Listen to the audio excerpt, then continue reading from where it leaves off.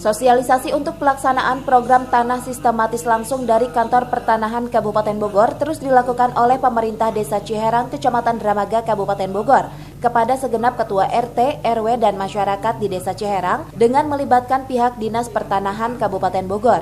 Kegiatan sosialisasi yang digelar di kantor Desa Ciherang ini dilakukan agar masyarakat yang akan mengikuti program tanah sistematis langsung ini bisa mengetahui tentang proses dan tahapan yang wajib dilengkapi oleh masyarakat. Proses dan tahapan yang wajib dilengkapi dengan melampirkan surat PBB, silsilah tanah yang dimiliki, hingga kelengkapan akte jual beli atas tanah.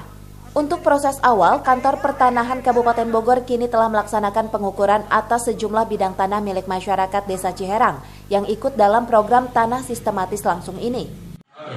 Sebetulnya kalau dengar tadi pemaparan dari Kantor Pertanahan Kabupaten Bogor, simpel ya, sangat simpel. Artinya kan untuk KTP, terus ada PBB ya, katanya PBB.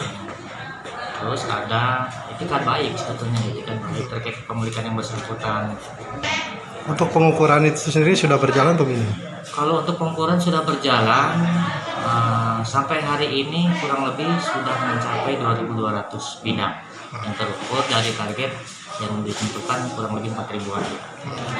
Sertifikat PTSL ya, cuman syaratnya itu dasarnya harus ada PBB, terus emang kalau dari giring ya ada surat jual beli, intinya dasarnya ada PBB aja.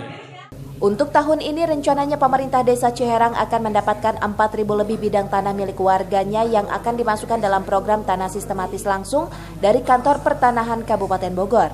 Dari Dramaga, Kabupaten Bogor, Mande Jajar melaporkan.